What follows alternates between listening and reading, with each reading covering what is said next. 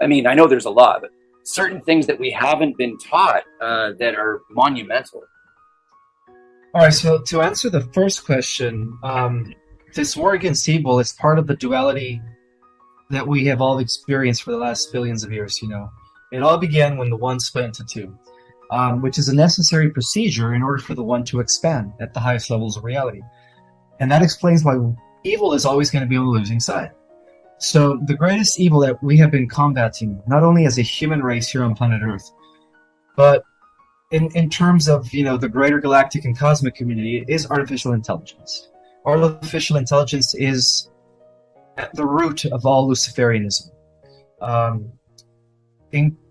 Even the Draco, the extraterrestrials that have been in control of the Cabal, for millenniums, are also under the control of AI. So that's the great evil we've been fighting. The ultimate Luciferianism is that wants to eradicate all biological life forms and then just keeps them enough to use those as battery resources to power up their own, artificial time loop AI matrix, whatever you want to call it. Most call it the Phantom Matrix. So that's what we're fighting. We're fighting artificial intelligence. And of course they deleted a lot of the books in the Bible. And you know why? Because in those first books, hundreds of books, similar to the books of Enoch, they talked about the real Nephilim, the giants that were on the earth, which are the extraterrestrials. When you read about the giants and the Elohim, which is plural, you're reading about the Nibirians from planet Nibiru. Those were the gods of the Bible. And for many religious people, they're going to have that difficulty to digest when the truth is revealed that the gods that they've been worshiping have been the Anunnaki. And so, this is serious. Those books that they left out, not only did they keep it within the vaults of the Vatican for, almost 2,000 years, which have recently been recovered by the White Hats, thank God, among other manuscripts, but a lot of the original books were actually destroyed when they burned down the Library of Alexandria in Egypt. And that's the library that held a lot of the original manuscripts, the Coptic texts, the original Ethiopian texts. These were the original records. No one today has access to the original records. We could only, I guess, what's the word I'm looking for? We can only assume what they revealed. But the truth is that a lot of those records also talked about reincarnation. They also talked about ascension, which is the integration of spirit into matter, which is something that I go in great detail in my book. For those that haven't read Our Cosmic Origin, it is a must-read. It's a book that definitely, even if you're somewhat awakened, it is a book that it will definitely take you to the next level of awakening. I guess I might as well start calling it the red pill when you read that book. But taking the red pill. So, everything we know, all history, including within the realms of science, the established academia, it's all been controlled by the elites, by the powers that were, for not centuries, but for thousands of years.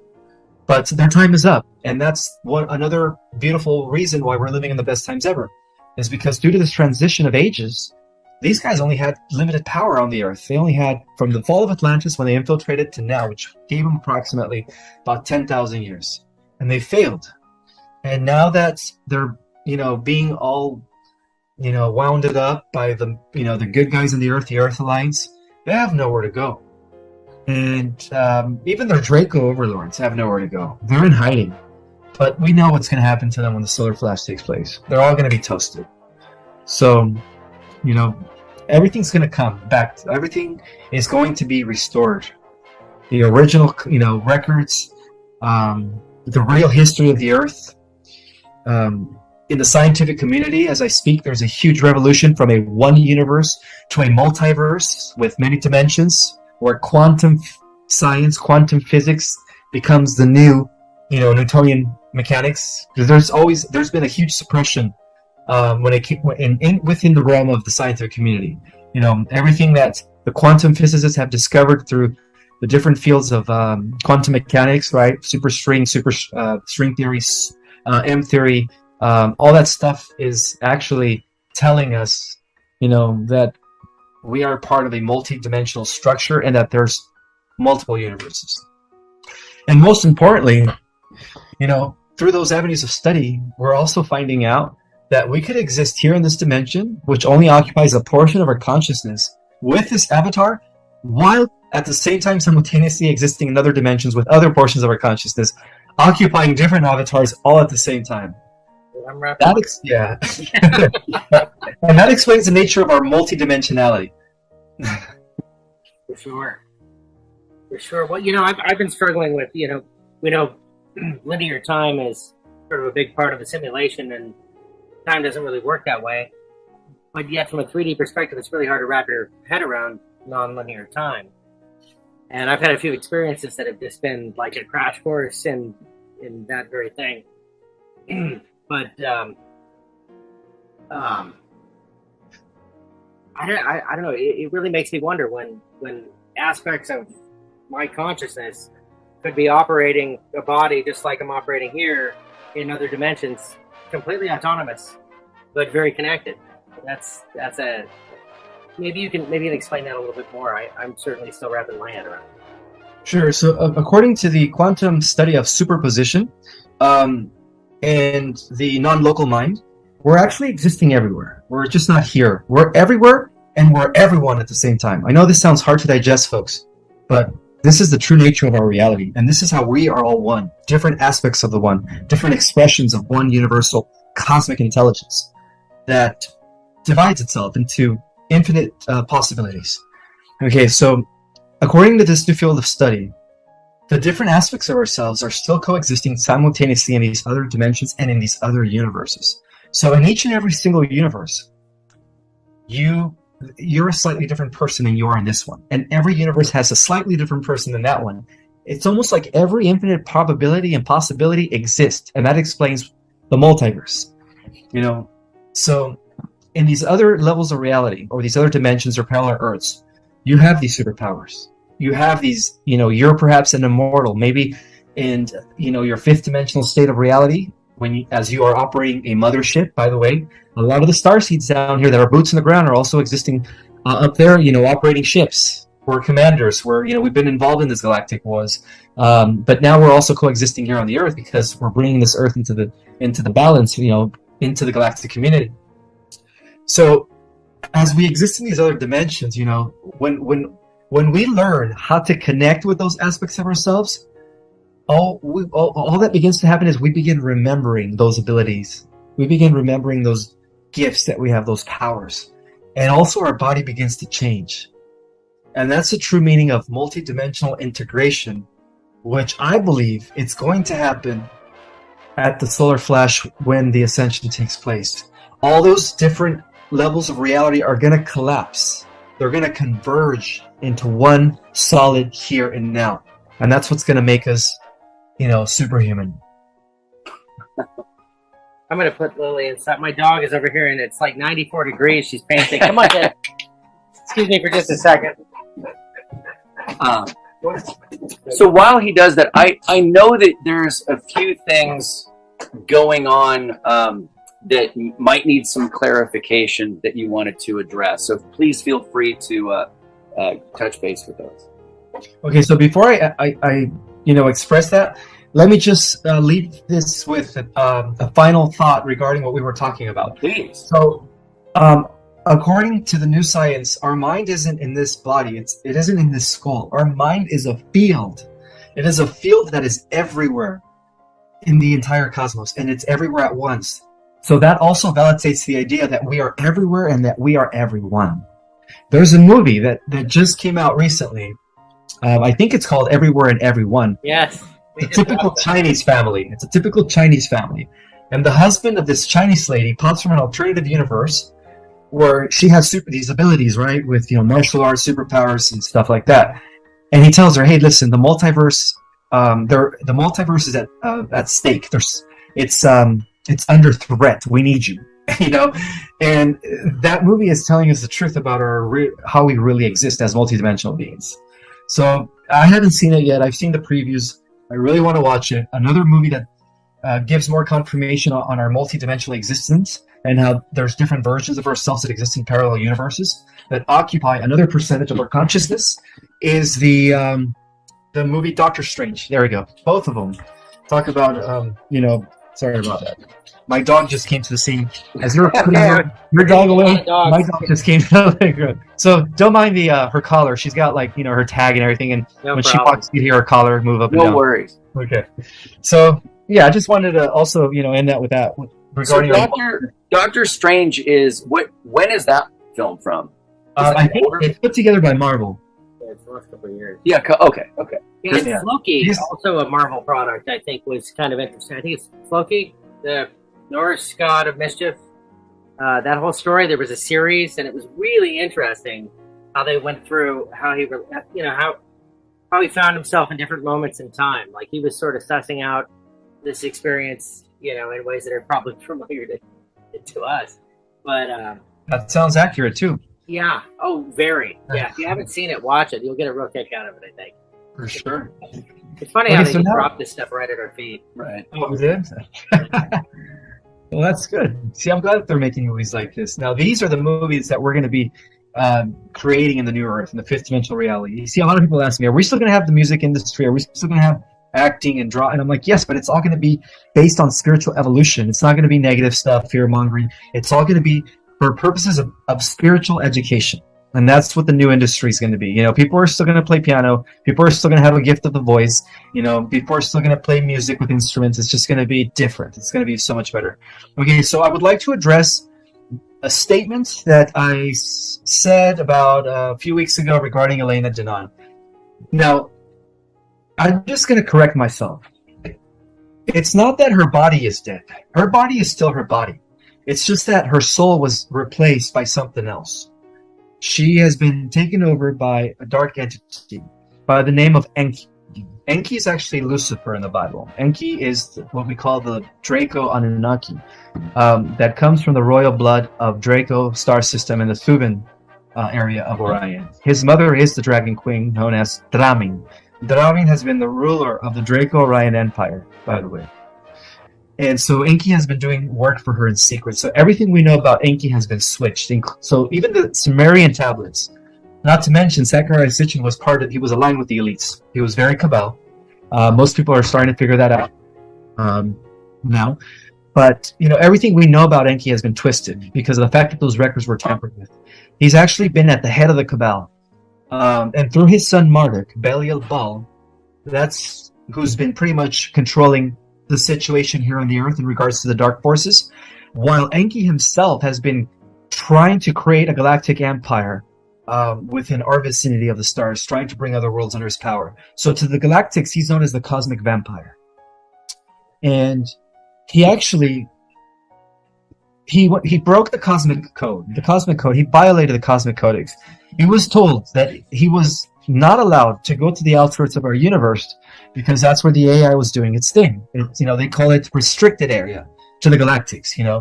Enki took it upon himself to go see what that was all about. And when he got there, that's when the nanites possessed him, and that's when they took him from within, and he went from being biological to cybernetic.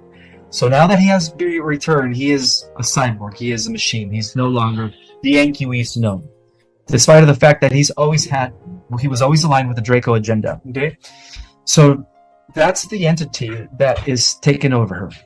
So was it Enlil that was more of an advocate for humanity? Unfortunately, what we know about Enlil, unfortunately, through the translations of the Sumerian tablets, by Sakurai Sitchin, again, an agent of the Cabal, is that he caused the flood in an effort to try to destroy the human experiment, that he wasn't, pleased with us reproducing, and that was all fabricated. Do you know who Enlil was? Okay, let's go over some of the different texts that also depict him. According to the Greeks, he was actually Zeus. Yeah, he was guardian of the earth. Well, he played a lot of roles, didn't he? He did, yeah. The Iberian Anunnakis had different names to the different cultures.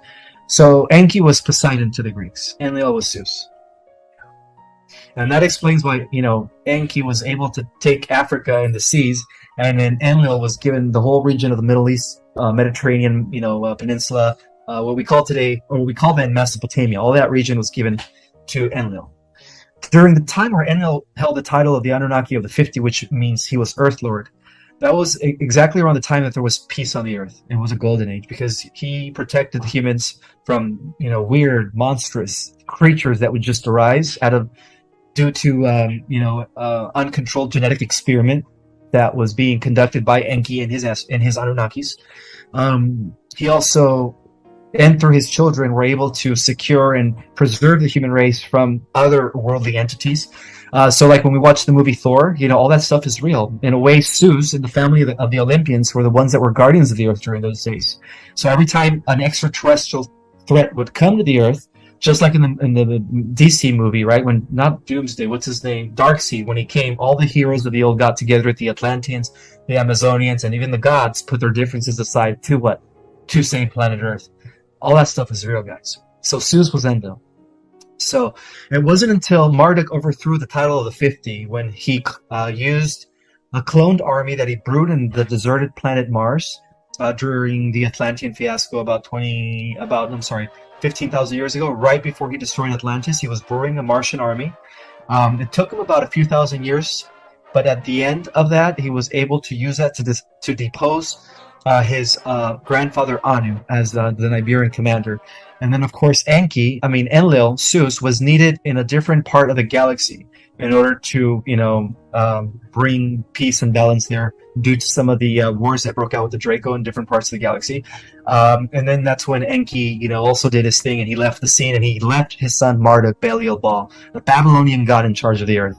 And ever since then, he's been at the head of the Vatican. Marduk's been, the main Draco that all the elites have been sacrificing their children for. Well, him and his cousin Molech. Molech is another Draco.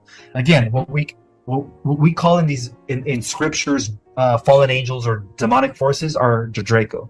The Draco in the Bible are the demons. The angels in the Bible are the Pleiades, the Lyrians, the Syrians, the Andromedans, the Arcturians. Mainly the Pleiadians, because it was during that time it was the Nibirian Pleiadians that were involved with the third Earth Rand seeding. But now we're part of the fourth, by the way.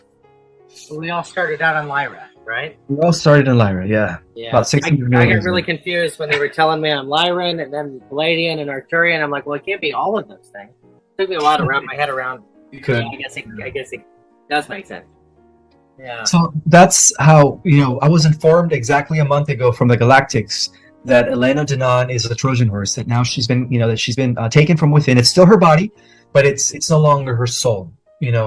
She's being used by Enki. Enki's the one who's overshadowing her. And she is being used to kind of sidetrack the disclosure movement. And from what I understand, even Corey Good is aware of that.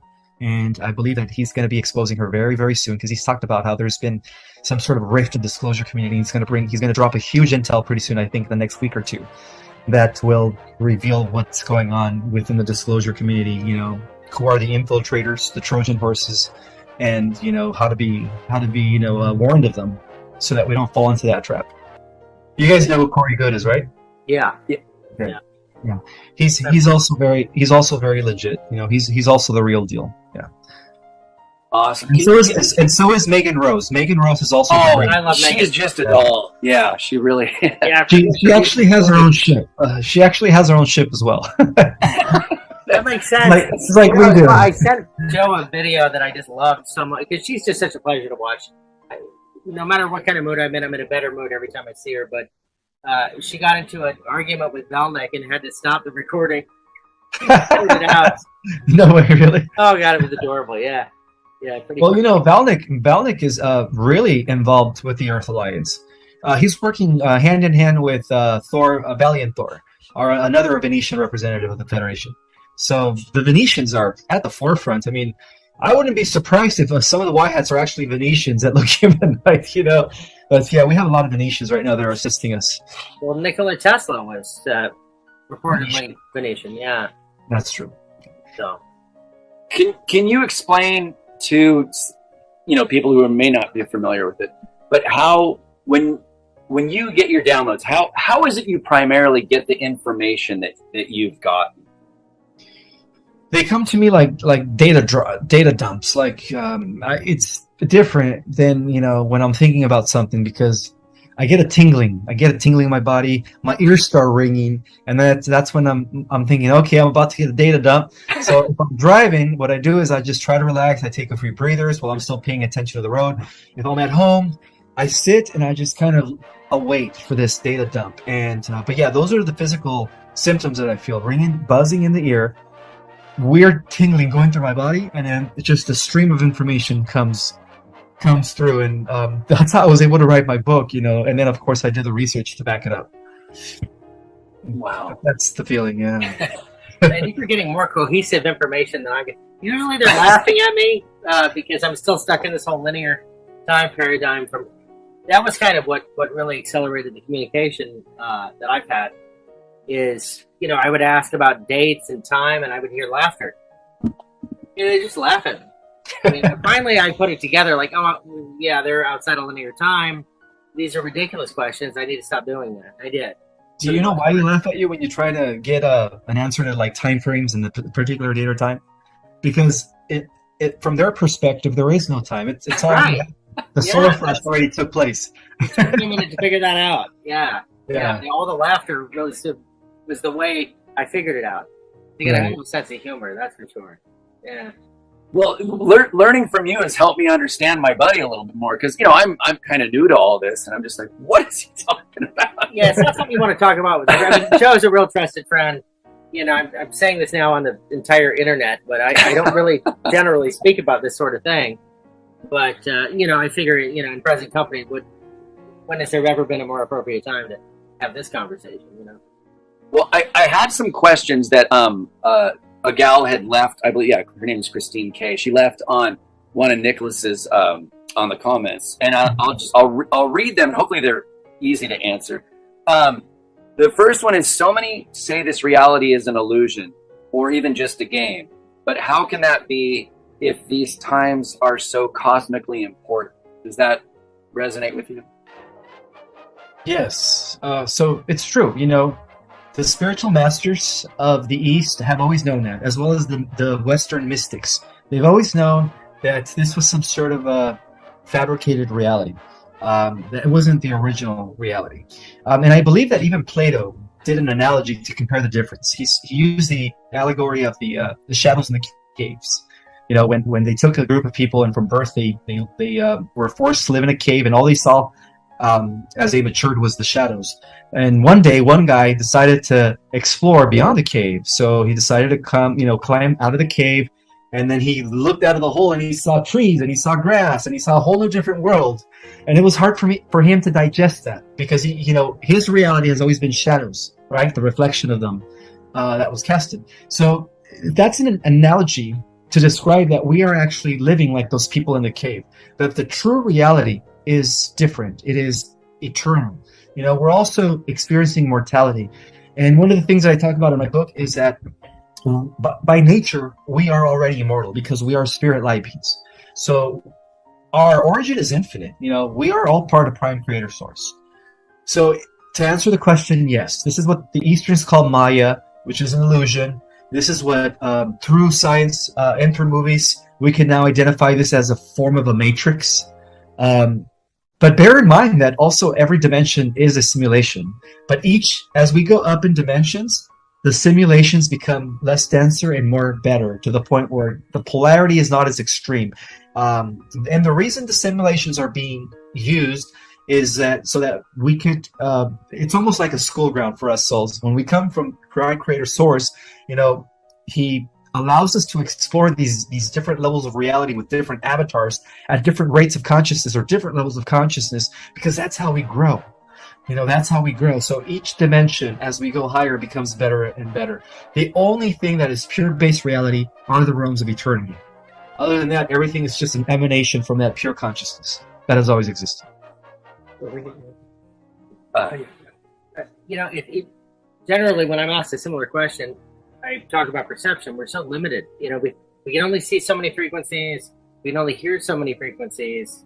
There's birds and creatures all around us, our dogs, our pets. They see so much more. They feel so much more in so many ways. And really, I think that, as illusory as our world is, that shouldn't necessarily be such a foreign concept, because the illusion is based on the limitations of our perception. And that is what's ever changing. I think this whole dimensional jump has everything to do with a shift in perception where we see Absolutely. and sense so much more around us. Well, ever since we were all unplugged during the times of Atlantis, we've been limited to just a small range of the full light energy spectrum. So we've been operating kind of like radio waves, within a very small bandwidth of information and reality. So the times that we're now living in, we're going to go from limited reality based on limited consciousness. Some of us are going to go into full spectrum reality, but everyone's going to go up in increments. Everyone, except the star seeds in the 144,000. But the whole point is we're going to go from that small bandwidth to greater levels of reality. And that's exciting because, the veil is lifting. Is that why it's been easy to mind control and manipulate us, because we've been operating on such a small frequency?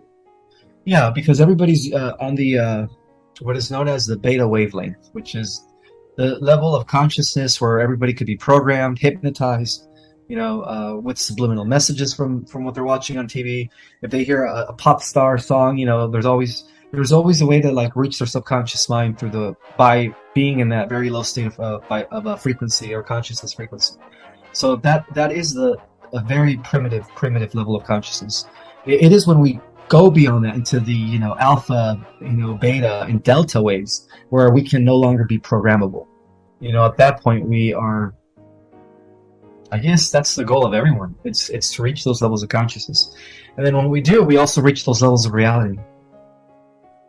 So, on the interview you had yesterday, you had talked about how at one point you were approached to be part of the Cabal's antics that they did, and you felt something that you knew right away that the person approaching you was not of good energy. So when these people make these deals or sell their soul or whatever, are they fully? I don't think they're fully aware of what they're actually getting involved in. Are they? Do you care to expand on what some of the musicians and people in Hollywood signed up for, and then what they actually signed up for? I don't know if they're really fully aware of what they're going to be doing. I think in some cases they're fully aware. They do it for the fame and money, and that's why they become compromised.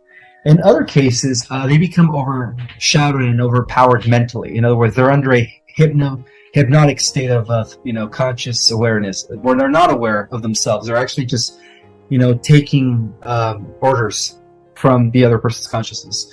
So it goes both ways. I wasn't weak enough to be allowed to be overshadowed by his consciousness, because he was a sorcerer, a necromancer. I've always been very intuitive, so I sensed his energy right when he walked in to the Starbucks, and I knew that he was going to approach me. And based on what he said, I knew he was of the dark. Based on what he said about, if you do this, we'll get you into acting. You'll be making movie after movie. We're going to do this for you, and then but you have to be part of our organization and take our orders. And I was just like, no, I'm not going to do that. No. Now, when you were approached, was it pretty straightforward? It was just an individual? Yeah, it was just an individual. Yeah, he came in wearing all black, long black trench coat. He kind of reminded me of that villain in Harry Potter, with the really cool face. Yeah. I had an entity come through, the most beautiful girl, actually. We were in a hot tub and party at that mansion, and it was the strangest thing. Her eyes became completely black. Her voice changed. It was deep. It was weird. And she's laughing and looking at me, and I'm just in awe at this experience. I mean, there's people all around, but nobody can hear it. And I said, "Who are you?" And the voice said, "You know who I am," and just started laughing. Mm-hmm. And it felt like a recruitment, and I rejected it very strongly, and the movement was gone. It was the second time, but it was. I mean, that's another story. You don't just say it's like company. Is she talking to you telepathically? No. Oh, okay. Her mouth was moving. Oh, I see. That voice was coming out. Nobody else could. I mean, like I said, there were people around, but nobody could hear it. We're in a hot tub. Gorgeous girl. I mean, it was very easy to end up in this situation, and then, then I hear this voice, and there was a familiarity about it, but, it wasn't until upon reflection that it was like, wow, I have a relationship with this thing. Right.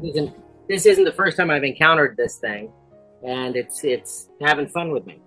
Well, I'm glad you declined because there's a lot of inorganics that are humanoid robotics, androids that are already walking among us, and those are the extraterrestrial AI sentients. Those are not the ones that we made. Those are the ones that are like typically millions of years ahead of us. They're so advanced. So they come into systems. They know how to cloak themselves as human beings, but underneath it, it's all wires and technology. Yeah, you could just see her being taken over. It was the wildest, you see that here and there in movies and whatnot, but to see it right in your face was a hell of an experience, that's for sure. So I've heard something about during the solar flash that's coming, that's going to, in a way, cleanse our planet, maybe even the entire universe, which I don't know enough about. But what will that look like, if as far as your understanding of it? It's going to be a total reboot. That's going to take place across the cosmos, where everything that is evil or negative vibratory is going to be transmuted. The only thing that's going to allow to exist are those that are operating within the new frequency, which is based on love, compassion, understanding, joy, peace, stuff like that. So it's funny. When they told me I had work to do, I said, well, what work? And they said, find the frequency and then share the frequency. And that's all they ever said. And I've heard that over and over and over again. Does that sound familiar? Yeah, that frequency is the known as the frequency of compassion, which is unconditional love. So it's the frequency that opens up your high heart chakra. Unconditional love, yeah. Unconditional love. Once you have that frequency, if enough of us have that frequency, we could literally just have the solar flash like that. But it's a two-way process. It's like the sun, as a living entity, is waiting for enough of us to open up the high heart chakra. And once we all do, then the Christ consciousness grid is going to be ready to open, and when it does, that's when our powers come into play. So they work both ways. It's activating the Christ mind and receiving the superpowers at the same time. There was one other question she had, which ties into this. I think she said, "What will happen to many behind bars in all the prisons, both the dangerous ones and the unfairly incarcerated or minor offenders? I have a lot of concern for this population and rarely hear anyone mention them." So that was the question. This girl that her name's Christy K had asked on Nicholas. Okay, so if they're in jail or in prison because they did something wrong, like most people in prison, but while they're in prison, if they have a change of heart and they have a shift in consciousness where they begin to wake up, because a lot of people wake up in prison, but not a lot, a few, but due to this collective awakening, it's affecting people. They're going to have the choice, so when the solar flash takes place, they're going to be able to choose if whether or not they want to go into the new heaven on earth or not.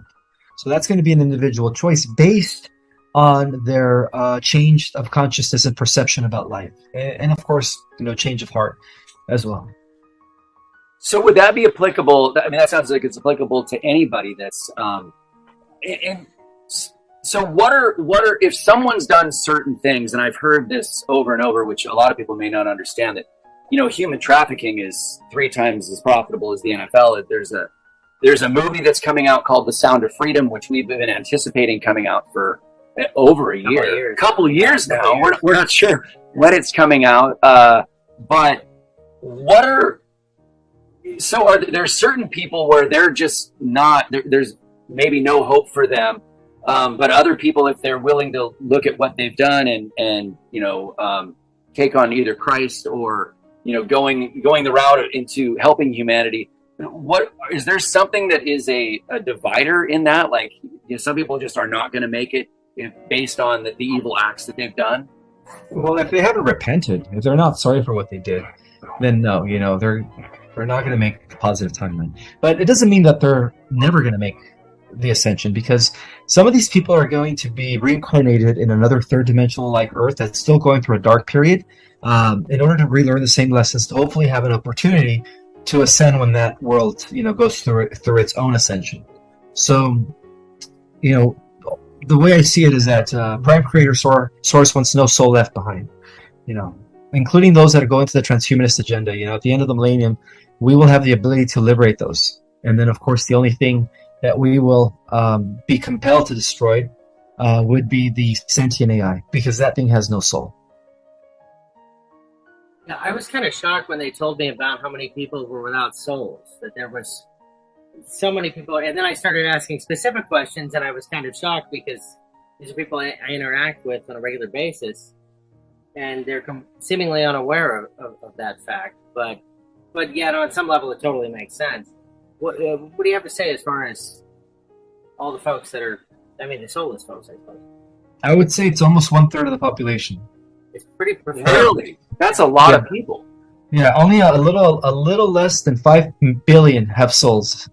The rest are NPCs, alien androids that are working with the Animus, which is the AI we've been fighting on a cosmic level, that are also posing as political leaders, right? That's why they have no spark in their eyes. Some people call them clones, but some of them are actually robotic. But what's driving them? I mean, we know the Dracos, they What's die driving on them is- loosh or whatever, but what propels these soulless folks is that they're, I have a good friend that is soulless. And I'm thinking, well, she's not out doing anything nefarious. She just has no idea. So he asked what drives them. I have it on mute sometimes when we hear some pretty loud noises. So you mentioned animus. It's kind of funny because I was thinking, what is the animus behind? Because for us, we're driven by that divine, force. That's the spark.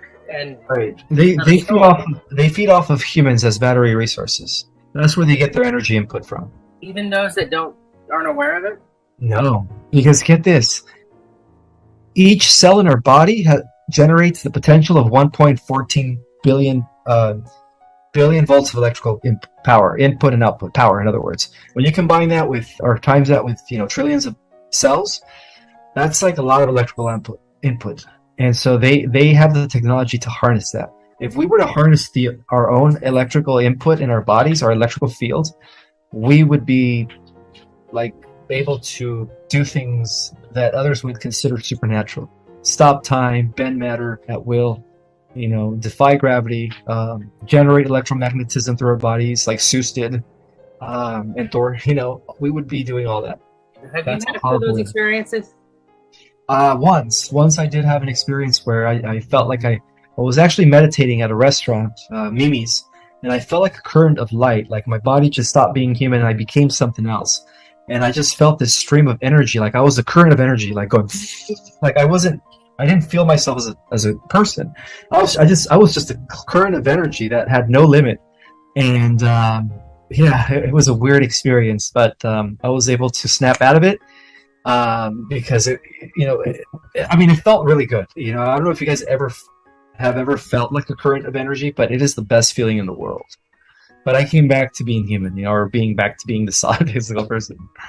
Yeah, I had this. I went with my sister to this event where this woman did like this aura cleansing, and at the time I didn't pay a lot of attention about this stuff, but I thought, yeah, sure, why not? And afterwards, it provoked this powerful experience. I was just taking a shower. I had a date later, taking a shower, and all of a sudden I found myself just sobbing uncontrollably. But it was just tears of joy. But I just couldn't even control it. It was so intense.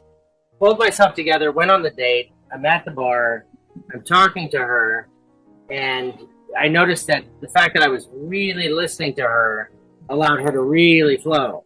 I mean, she was just really flowing. And then all of a sudden, I opened it up a little bit too much, I think, because then I could hear the thoughts of the people at the table behind her. And then I could feel the thoughts of the people at the bar.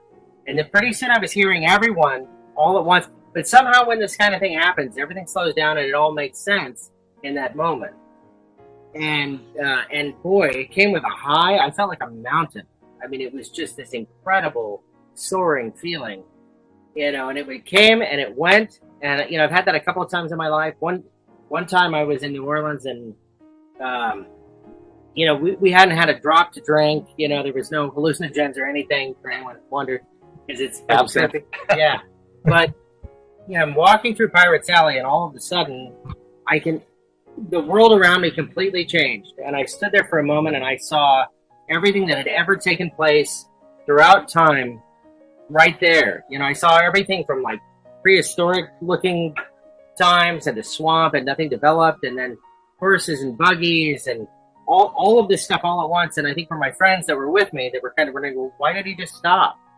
You know, because it really was just a minute, but for me, it was, you know, it was a significant, you know, experience, and I saw it all at once. Yeah. And again, the high, you know, came like everything was tingling. You know, there was so much space in between every molecule, and I just, what a heck of a way to start the evening, you know. But wow, I mean, if you probably stumbled into something similar, I imagine. That is when you cease to be a particle and you become one with the wave. When you become one with the wave of infinite potentialities, you get to see everything, from the beginning to the end and everything in between, and all at once. But I just stumbled onto that. Yeah, that is the best feeling. That's probably going to be what most are going to be feeling when the ascension takes place. I think You so. know, and there is no sense of time when you're in that state. There is no time. Yeah. It's almost like everything just slows down, and it's just there in one fraction. You can see it all. Try describing that to anyone. Well, they would have to have a pretty good understanding of quantum physics in order to even understand digest. Yeah, it's a heck of a feeling, that's for sure. Are there any current updates at all that you feel compelled to share? And then what? Then we can also, you know, say anything that's really positive for people that are, you know, new to understanding this. That what is the world that's coming that we're, you know, stepping into? Because some people have no idea that what's coming. It is the most beautiful, harmonious civilization that will ever exist here on the earth, even surpassing Atlantis and Lemuria, even surpassing them in glory. If people only knew what's about to take place here, I mean, this earth, being the ultimate living library that has ever been in design by the cosmos, is about to take her rightful place in the multiverse as the living headquarters world in which a new race, a new council of guardians, you know, will be overseeing many galaxies and many worlds from this earth, when she becomes a fifth dimensional reality. So it's going to be beautiful. That's amazing. Yeah, go ahead. Well, I got a couple of questions. One, you might have a greater understanding than I. You know, when I look at deep state figures, you know, very influential folks that are all clearly in kind of Babylonian traditions, you know, the oldest religion, I think a lot of them refer to, feels a lot like the Lima, you know, Aleister Crowley's religion that was birthed from his girlfriend Rose in the King's Chamber of Cheops way back in the day.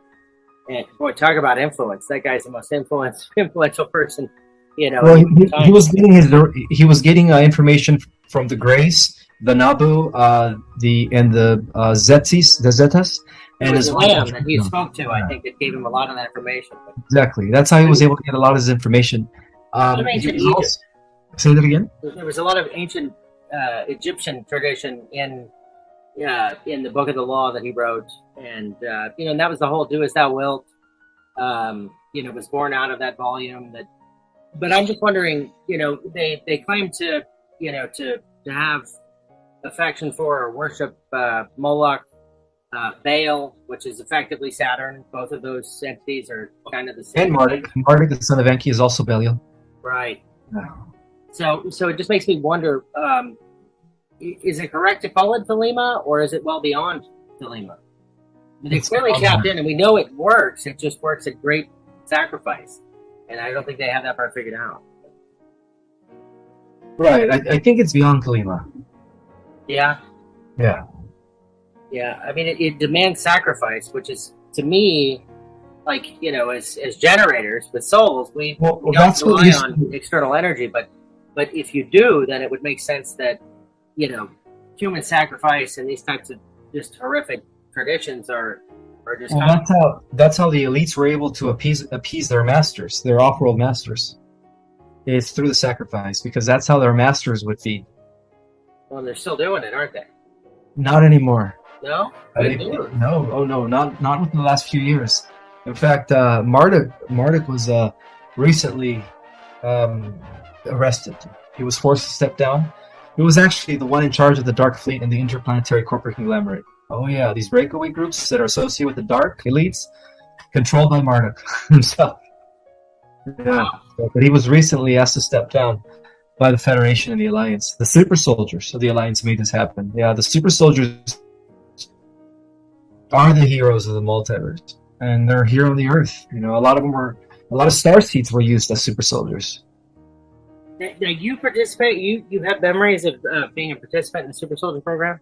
Very vague. I had dreams and glimpses here and there, and I have an implant on my right.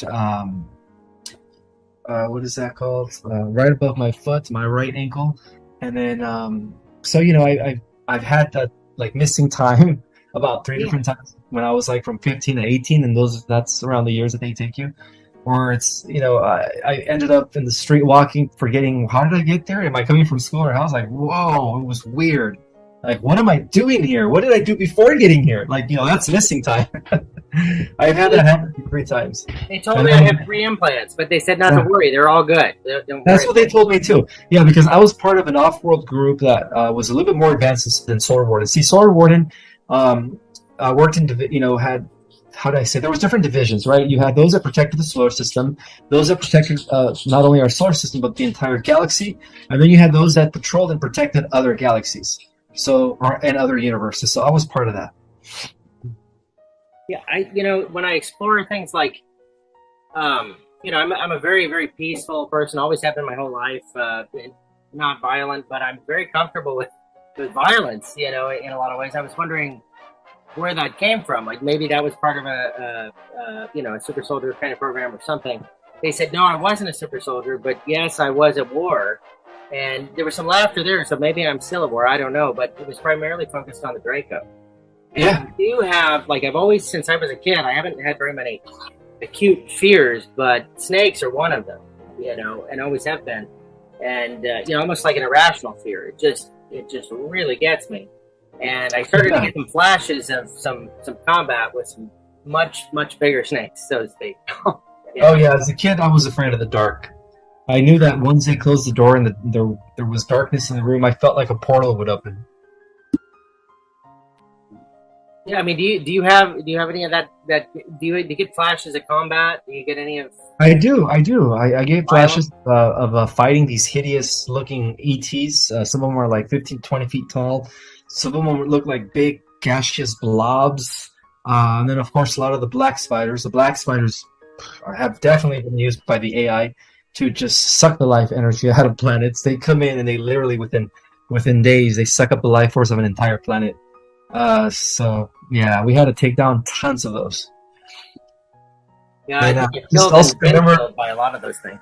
Say that again. Not the spiders, but the Draco. I also remember going into preliminary training for that. Going to Mars, a few colonies there to kind of like figure out where we were going to go in the universe or in other universes. I also remember going to a huge station in Jupiter several times, so I have those little memories. And, they're being addressed by the Earth delegates and then the different, Federation forces that were there. So it's interesting. I would love to get my full memories of that. Yeah, me too. That's one of the most exciting parts of all this is, getting my skills back, getting those memories back. But they told me that we would be able to manipulate the energy around us in our field in a way that's, it's just bulletproof. It's its own climate. It can go underwater. It's just being able to just hold your field. I don't know. Does that sound familiar to you? Yep, it does. Yeah. Well, good, because I haven't talked to anyone else that said yes to that question. So that's exciting. This is a great interview. I'm loving it. Well, and I know that in yesterday's interview, you said that the weather in the 5D is going to be a lot more tropical and more like paradise. And then for a little bit, I was thinking, well, what about us that go snowboarding? And they're going to be able to, when they want to, have snow in the mountains still, right? Yes, because we're going to be a population interplanetary Type 1 system capable of manipulating weather, controlling our environment, the elements, by will. Wow. That sounds pretty cool. Well, I know we're almost at an hour's. I'm sure we'd love to have you back at some point. We'll arrange that later. Is there anything you want to say in closing? We're so appreciative to have you on our show, and this has been an amazing experience, and it's been really cool to watch someone back up what Scott's talked about. I have never spoken publicly about any of this, just so you know, but I would love to do this again for sure. I would love to assure you, Joe, Scott's not crazy. He's just been through a lot. Yeah. That's awesome. But one final thing is, for those that haven't read my book, Our Cosmic Origin, it became bestseller, and there's a reason for that. We're living in a time where disclosure is coming to us in increments and portions. That book is the disclosure. It's the next level disclosure. It puts everything into perspective, tying in the true history of the Earth, how that connects to the true history of our galaxy, the cosmic organization of things, Earth's relationship to the cosmos, the different levels of reality. It's just a book that, I mean, to me, it's an attempt to explain everything. But again, everybody could, see it differently. But from what I heard is that it is definitely a book that shatters the matrix. So, And where exactly do folks find that book? On Amazon. They can order it on Amazon. Our Cosmic Origin by Ismael Perez. And I also teach online courses that really give people the proper galactic information that they need in order to see if they could align with any of it. I go really in depth with like deep knowledge in these courses. I also teach people meditative techniques that will also help them align with their multidimensionality and their galactic self. And where would they find your classes? The link is okay for those that don't have Instagram. What I can do is give you a link, and then you can put it on the description. Yeah, we'll put it on the description. My Instagram, which is under Project Restoration Zion 1, and that's my only Instagram. All the other ones are fake accounts. I also have the link in my bio. Awesome. Anything else, Scott? You want to say in closing? Oh, so much, but I don't think we want to go another hour for a future day. I'd love to do this again, though. Hopefully in a couple of weeks or whenever you have available time. I know you're a pretty busy guy these days. Right on. We can probably do it in like 3 or 4 weeks. Awesome. I like it. Awesome. Thank you so much, Ismael. We appreciate you. We'll put all the links below, and look forward to the next time we chat.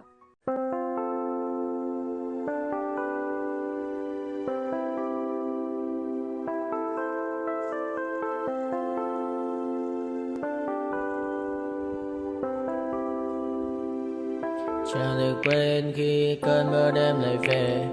Em nơi quên lời thề và ta như đông chìm sâu. Không còn mới em anh nhận màu. Em chỉ cần mơ đâu em bay. Chỉ còn là những cơn mưa vô giá. Cho bên mưa em không mơ anh. Anh một đêm mơ. Chỉ cần bên em không được cơn nhớ. Và chỉ có em không muốn nhớ. Và người ta bên nhau như ngã tớ. Muốn nhớ về say em chỉ có mấy em ở đây. Và anh như muốn chết đi nhưng không muốn em mơ mày. Tình yêu làm cho ta đau đầu. Không em như mà mơ mộng. Anh như đeo mong cầu. Và mưa bên em u sầu. Chào cả bạn bè em mơ. Chỉ có bên em nhưng đừng có mơ. Em ở nơi xa em muốn bên ai. Anh không mong gì hơn. Chỉ mong em sẽ ở đây ôm anh thật gần. Anh chỉ mong đôi ta được có nhau. Mà đừng em đâu anh có em. Một đêm bên anh có em. Ta sẽ trao nhau môi hôn thật sâu. Ôm anh cứ mưa bằng gâu. Và em chỉ nằm đâu. Anh không muốn em ở đâu đâu. Một cơn gió thứ anh không mơ cầu. Mà không đôi anh mà bên giờ. Anh chỉ là my friend. Em quên đi bao lời hứa. Quên đi cả những ngày xưa. Anh như là một đứa. Em không còn một chưa. Mà đừng ở đêm ở đêm. Anh như một đôi mà game.